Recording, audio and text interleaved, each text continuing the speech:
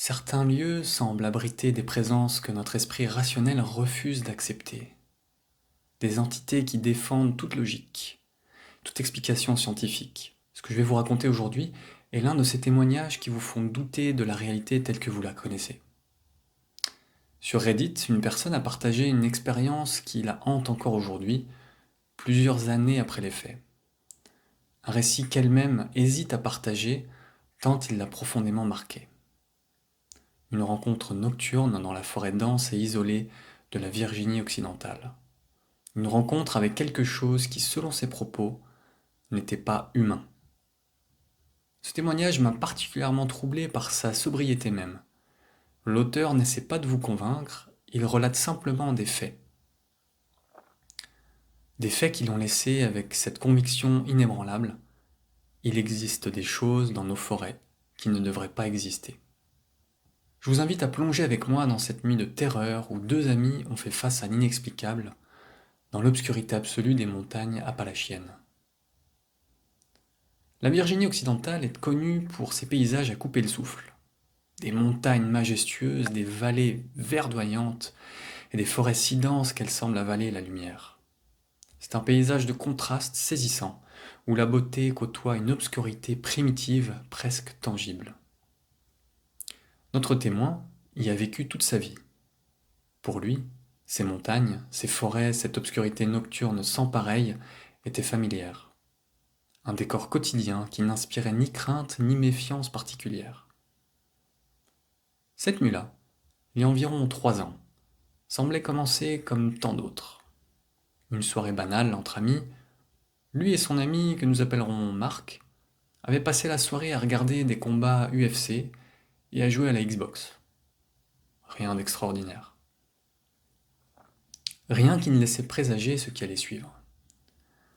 Quand l'ennui a fini par les gagner, il était déjà très tard, passé minuit, l'heure où la plupart des gens sont déjà profondément endormis. L'heure où les forêts appartiennent aux créatures nocturnes. Ils ont alors décidé de sortir, de faire une promenade sur un sentier forestier proche pour fumer tranquillement un joint. Une décision anodine, presque insignifiante. Le genre de choix que l'on fait sans y penser, sans savoir qu'il pourrait changer à jamais notre perception du monde. Le sentier qu'ils ont emprunté n'était pas particulièrement long, mais il s'enfonçait profondément dans les bois.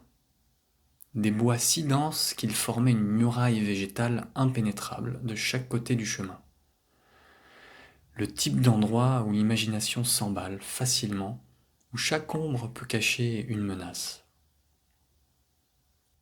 Il était plus d'1 heure du matin lorsqu'ils ont atteint le milieu du sentier, après environ 30 minutes de marche. Ils se sont arrêtés pour préparer leurs joints, discuter tranquillement, profiter du calme apparent de la nuit. Mais quelque chose n'allait pas. La forêt était anormalement active pour cette heure tardive. Des bruissements, des craquements, des mouvements furtifs dans les sous-bois. Comme si la faune entière était en alerte, agitée par une présence invisible. C'était étrange, légèrement inquiétant, mais pas encore alarmant. Après tout, un prédateur nocturne, un coyote, un renard, peut-être même un ours, pouvait expliquer cette agitation inhabituelle. Rien qui justifie de paniquer. Pas encore. Ils ont terminé leur joint et ont repris leur marche, pensant sans doute rentrer tranquillement se coucher et oublier cette sensation de malaise diffus qui commençait à les envahir. C'est à ce moment précis que tout a basculé. Presque instantanément, la forêt est devenue silencieuse. Totalement, absolument silencieuse. Une transition brutale contre nature, de l'agitation au néant sonore. Comme si quelque chose avait appuyé sur un interrupteur cosmique, éteignant la vie elle-même. Ce genre de silence n'existe pas dans la nature. Il y a toujours un insecte qui stridule, une feuille qui frémit, un animal nocturne qui se déplace. Toujours. Sauf cette nuit-là. Sauf à cet instant précis. Et puis dans ce vide acoustique, une voix a surgi. Pas une voix humaine. Pas tout à fait. quelque chose qui imitait une voix humaine sans y parvenir complètement, une sorte de parodie sonore, instable et hésitante, tremblante, fluctuante en tonalité. Notre témoin la compare à ces vieux jouets pour enfants, avec leurs haut-parleurs grésillants et leur voix robotique défaillante. Une voix artificielle, mais qui n'était produite par aucun appareil. Une voix qui semblait se moquer d'eux, les narguer dans l'obscurité. Impossible de se rappeler précisément ce que disait cette voix. Des sons assemblés, peut-être des mots, peut-être juste une imitation de langage humain. Ce qui importait, c'était sa présence même, son impossibilité. La réaction fut instinctive, primitive. Ils ont couru. Couru comme seuls peuvent courir ceux qui sentent leur vie menacée. Ils ont dévalé le sentier dans la direction opposée, leurs pas résonnant dans ce silence contre nature. Leur souffle attelant paraissait assourdissant à leurs propres oreilles. Mais quelque chose clochait fondamentalement. Quelque chose qui défie les lois de la physique, de l'acoustique et de la réalité même. La voix ne diminuait pas. Peu importe la distance qu'il parcourait, peu importe la vitesse à laquelle il fuyait, la voix restait au même volume, ni plus forte, ni plus faible. Comme si elle n'émanait pas d'un point précis de l'espace, comme si elle existait partout à la fois, ou pire encore, comme si elle était à l'intérieur même de leur tête. Cette voix mécanique, artificielle, moqueuse, les poursuivait sans se rapprocher ni s'éloigner.